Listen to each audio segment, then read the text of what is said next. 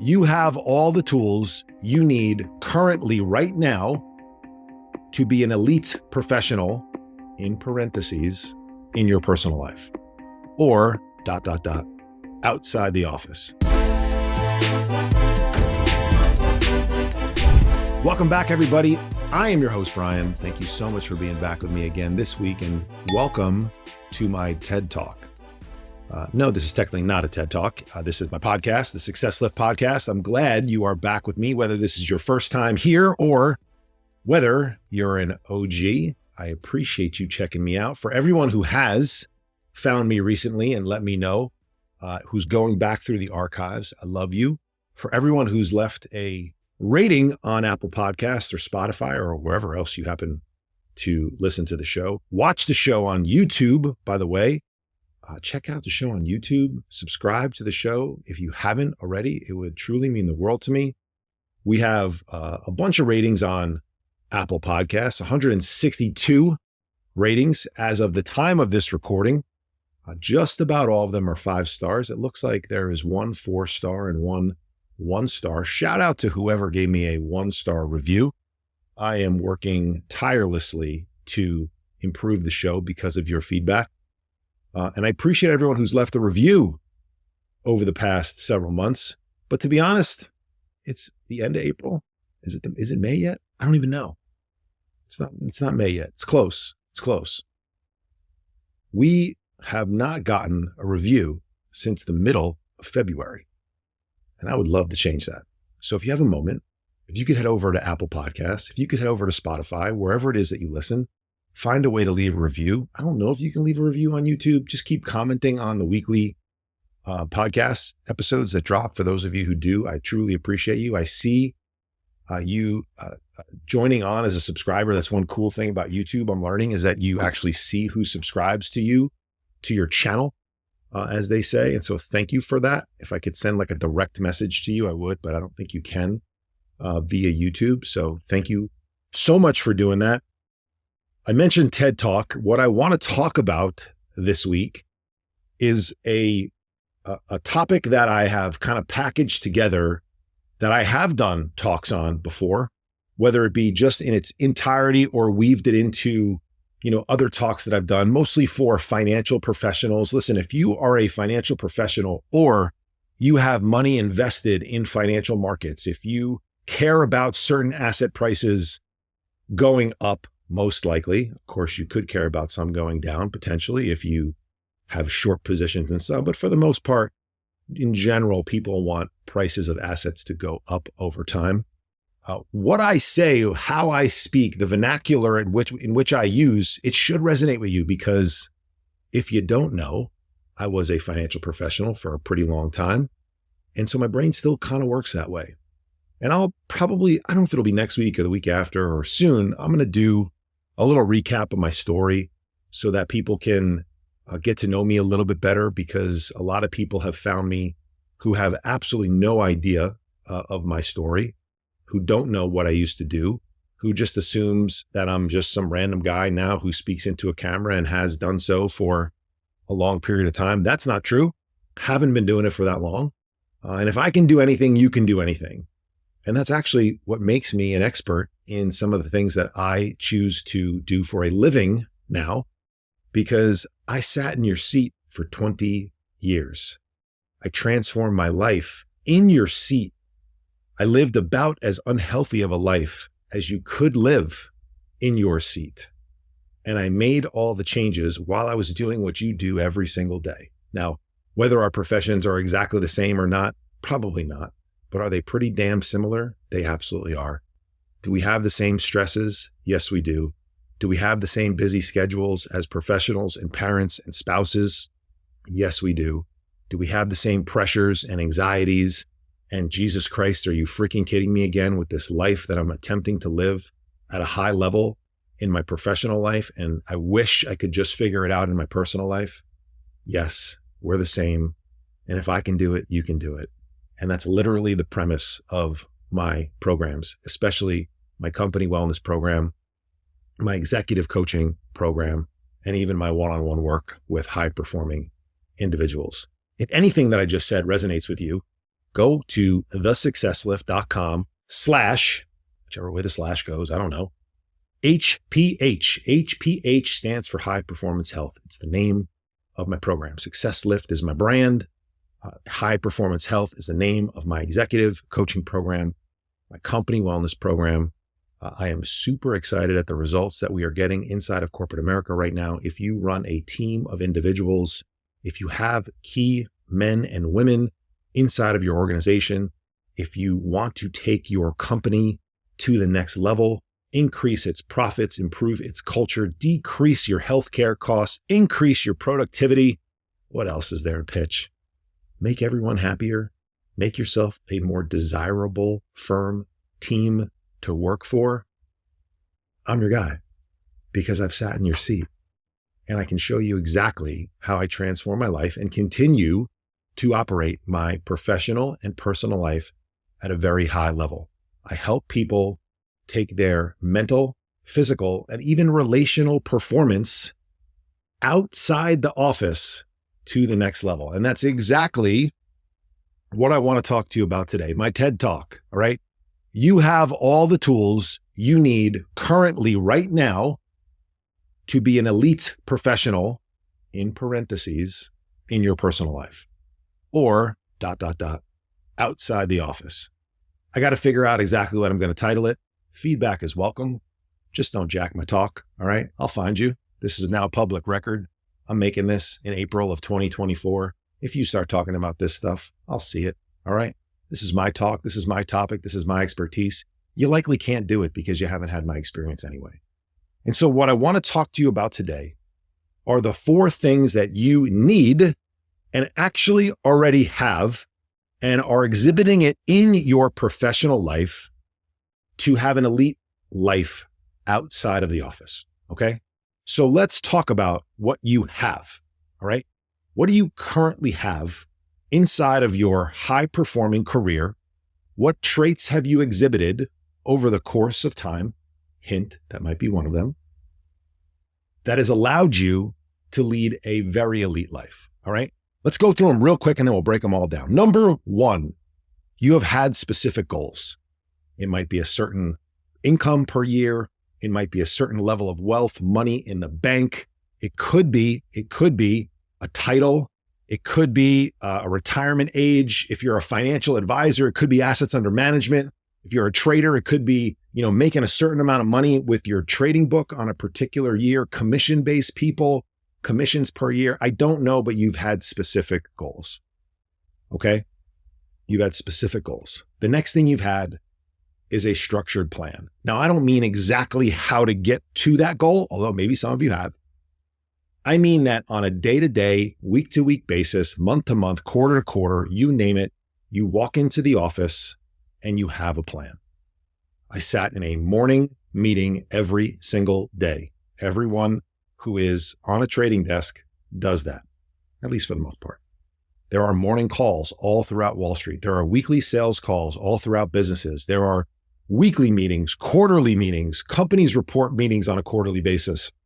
Shit, I didn't trade a ton of them, but some of the companies that I would trade would ultimately file for bankruptcy. Until I gave them up to the distress desk, they would be my responsibility and they would file monthly operating reports. And so they would report on a monthly basis. You get the point? Companies have structure. Your professional life has structure as to how you show up and what it is that you do on a daily basis. Number 3, the trait that you have exhibited is the understanding that this stuff takes time. Bookmark that. I will come back to it because I have a very easy example for you to understand. Lastly, number 4, you have experienced the trait, the quality of good old-fashioned grit. Again, going to expand on that. Let's circle back. Number 1, specific goals. Every single massively successful person that I know of has had singularity of focus. It is a common attribute amongst all very successful people. They have been able to visualize the things that they are going to create, the things that they are going to do in the future before they do it. and they have been able to put their blinders on like a thoroughbred horse and race towards that thing. The person that comes to mind in many examples of massively successful businessmen or women, for me, is Elon Musk. Dude created a spaceship that went into outer space. He created a car that, although there were electric cars, I believe, before, that became so mainstream that if you drive in California, that's all you see is his car, right? The point is that if you don't have massive, massive focus to send a rocket into space or to create demand for a car that doesn't really exist, people don't really give a shit about, you have to be hyper-focused on that. You have to come across sometimes as maybe a little crazy. You have to walk a fine line between genius and insanity. How many times have we seen that with people? You have to appear to others to be a little nuts. And when I do some of the things that I do, some people look at me like I'm a little bit nuts. And so you have it in your professional life because you've had goals for money in the bank, a title at work, managing director, vice president, CEO, whatever it may be, assets under management, retirement age. You've had that singularity of focus. You need to develop that in your personal life. I call it our elite self-image inside of my programs. I ask everyone that I work with to develop a version of themselves that they are so unbelievably enticed and attracted to. I've learned this from some of the best coaches I've ever worked with in my life. It has changed my life. Even though I have a very particular and maybe admirable set of achievements inside of my physical body, let's say, or maybe you admire my marriage with my wife, or maybe you think that I have like fuck you money and I can do whatever I want. I don't quite yet, working on that. Whatever it is, I still have goals beyond where I am today. And so there is a version of me that exists in the future that does things that I currently am not doing on a regular basis. The first one that comes to mind is having all of my closest friends jump on a private plane that I pay for whenever we want to get onto any golf course that we want anywhere in the world. Now, that takes money, that takes connections, that takes relationships, that takes being able to live a life where I can just decide to go away for 3 or 4 days if I choose to. It has no impact to my business, whatever it may be. Could I do that right now? Yeah, I could pay for a private plane and I could pay my way onto a top golf course. Would it be financially sound for me to do? Not really, not very often. So I desire to be someone different with my bank account, with my connections, with my relationships, with my time management, with all of those things. I desire to be able to do things physically with my body that I can't do right now. I have a version of me that I am able to look up into the clouds and say, would Brian of tomorrow, who I am so goddamn excited to chase down and become, would he do this thing right now? Would he be proud of me for the actions that I am taking currently, that I have taken, and that I will continue to take? If you are filtering all of your decisions through the lens of, will this get me closer to the goal that I say that I have, to the person that I want to become, the answers become very, very clear. Very clear. Okay. Number 2 is structured plan. Let's break that down. If you are a financial professional, you will understand, and maybe you're not a financial advisor, but let's just use the financial advisor for this instance. Okay. A new client walks into your office. You immediately start to talk to them about what? Goals, risk tolerance, family, timeline, lifestyle, whatever it may be. You get a lay of the land for where it is they currently are and where they want to go. You are the trusted expert to provide them with a roadmap to help them get there. The analogy I use all the time for my non-financial brains is Waze. We get in the car, we put a destination into the GPS. Waze already knows where we're at. That's where we're starting from. We're all starting from different places. We all want to go different places. And it calculates the most efficient route for us to get there. That is what the trusted professional that you hire is doing for you. Now, along the way, let's use the Waze analogy again. That person, that nice fancy British voice, that co-pilot, that shotgun rider, whatever, when you make a wrong turn, they speak up and they say, you screwed up. We got to get back on track.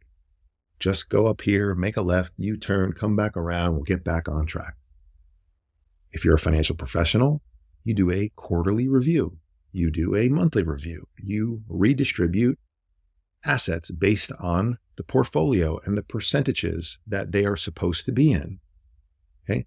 What you really do as a financial professional is you make sure that your clients separate emotions from decisions. And once again, if there are some keys that you can take away where you would never need to hire somebody ever again for the rest of your life, if you have a very clear definition of who you want to be and where you want to go, and are able to separate your decisions from your emotions, amen, you are in the top 0.1% of the entire population. You likely do not need anybody. This is where you just are able to operate on autopilot. Okay? But for the rest of us, we need a plan and we need to trust the plan. We then are able to make analysis-based decisions. We are able to look at what we decided we wanted to do, what we are currently doing, where we want to go, and what we need to change along the way. And we do it over and over and over and over again until we get to where we want to go. The next component that you currently have accepted freely and are participating in your professional life, but you're completely screwing up in your personal life, is this concept of time. If you're a financial professional, we say silly things like it's time in the market, not timing in the market. If I came to you and said, I have $1 million, turn it into 10 million in 3 months, but oh, by the way, don't take too much risk. You would look at me like I'm freaking delusional. You would explain to me historical market returns, given risk-adjusted returns, given all the fancy mumbo jumbo that you want to spit at me. You're basically telling me it's not possible without taking massive, massive principal risk. So you would then explain that I would most likely need to have more time in whatever it is I'm doing in order to get the results. Okay? For my non-financial people, let's consider you being a CEO, being a C-suite person, being a leader of a team, and you have a young rock star guy or girl on your staff. They have been there for a year or so. They are killing it. They are one of your superstars. You know that they are in it for the long haul. You cannot wait to see their growth. You know that they're going to be successful. We have all worked with people like that where we're just like, this guy gets it. This girl gets it. They are going to be massively successful. We've also worked with people who were like, no chance, no freaking chance, right? Now, this guy or girl walks into your office one day and says, Brian, you're pretty awesome. I know I am. Thank you. Thank you so much. Thank you so much. I want to do what you do. Of course you do. Everyone does. Who doesn't want to do what I do? How can I do that in the next year? Excuse me? What did you say? Yeah, I want your job effectively in the next year. Okay. Now, this person is a superstar, so you don't want to tell them to fuck off and die. So you phrase it nicely, and effectively you say to them, you're doing great. Keep doing what you're doing. I'll see you in a decade. Something to that effect. Okay? We've all accepted that there is a element of time that it's going to take to ascend up the ladder, especially up the corporate ladder. Now there's, entrepreneurship and starting businesses and hyper growth and all that shit that we see online that most of the time isn't fucking true anyway. All right. Overnight successes take at least a decade or so. But in general, there could be somebody who ascends very, very quickly, on their own in the entrepreneurial world. For the most part, in corporate America, you're going to have to put in your time. Now, you could move faster than others, but it's going to take time. Now, I've just basically laid out the framework of, how long have you spent doing what you're doing? Many of you have spent 10 years, 15 years. Some of you have spent 20 years. I spent 20 years doing what I was doing. I like to think I was pretty good at what I was doing by the 20th year. Maybe some people would argue that. I think a lot of you who are listening know me, watching know me, and know that I was all right. I was all right, right?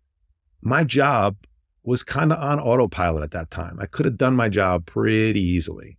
I could not have done my job. You could not do the job you're doing right now, as it stands, 10 years ago, very easily, would be my guess. And so it's gonna take some time.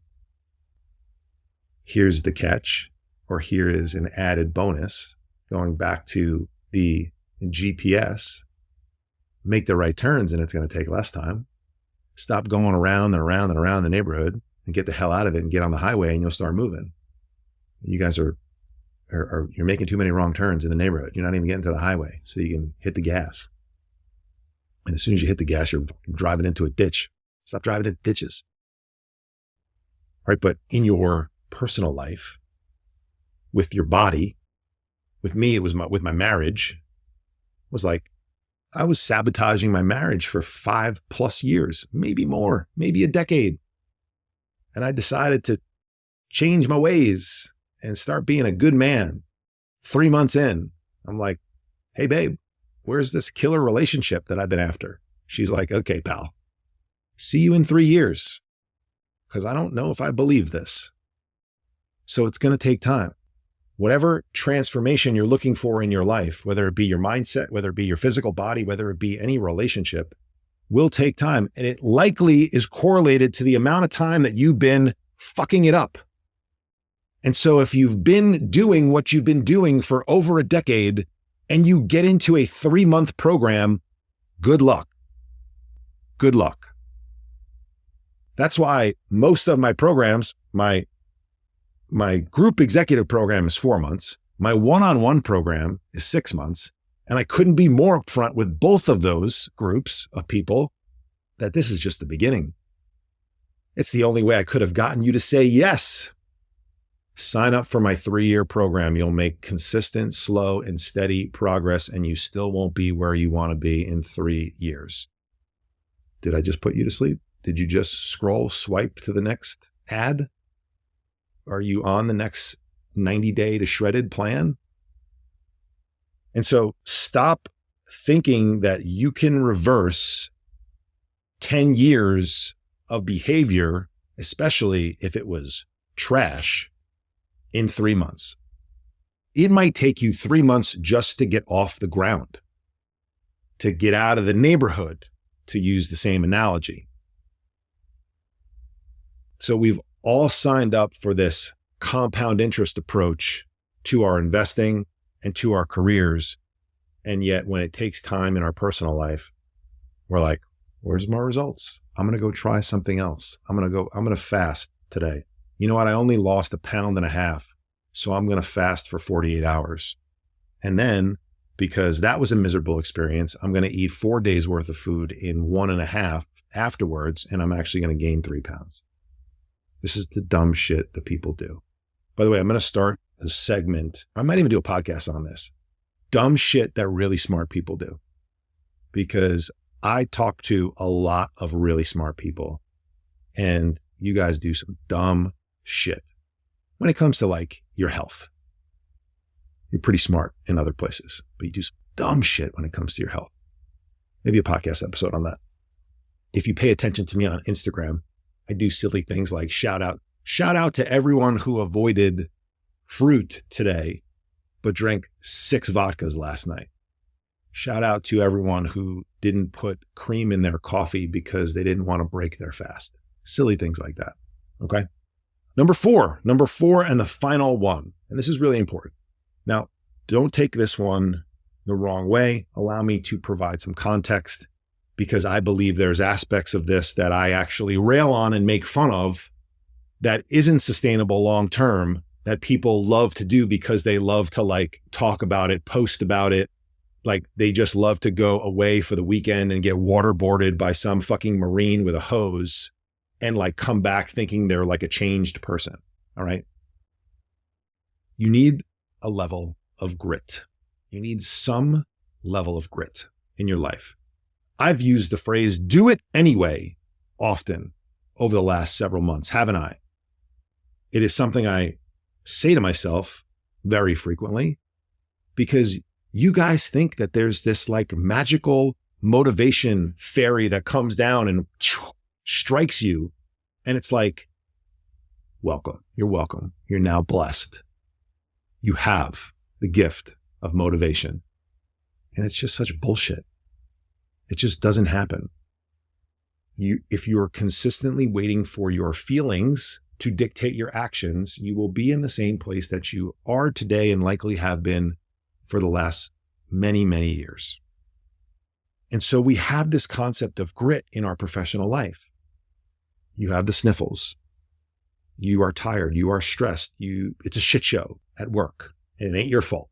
How often does that happen? You get a poor night's sleep because the kids were in your bed, 6 kids in your bed and 2 dogs. You have a fight with your wife, with your husband. You didn't plan on it. You walked in the door. You were annoyed about something. He or she was annoyed about something. Somebody said the wrong thing. Then you just started bringing up passive aggressive shit that like has been, buried for months or years. And the next thing you know, you're like sleeping in different beds or drinking a bottle of wine or drinking a couple extra tequilas or whiskeys at night, staying up. When you do that, the next morning, you don't get up to the gym. You hit the snooze button. Do you not go to work? Do you not show up in your professional life because of any of those things that I just listed? A little under the weather, tired, stressed, anxious, shit show, poor night's sleep, fight with your spouse. You do it anyway. You don't cancel the business meeting. You don't call in sick. Now, of course, if you're sick, you call in sick. I'm talking about just feeling a little run down. When you don't feel like it, you don't eat the way you're supposed to. You drink too much. You stay up watching Netflix. You hit the snooze button. You skip the gym. You don't take the walk. You don't meditate. You throw your personal protocols out the window. And yet you would never do that in your professional life. And so sometimes, not all the times, because your plan needs to be built to weather the worst day. But sometimes you just have to do it anyway.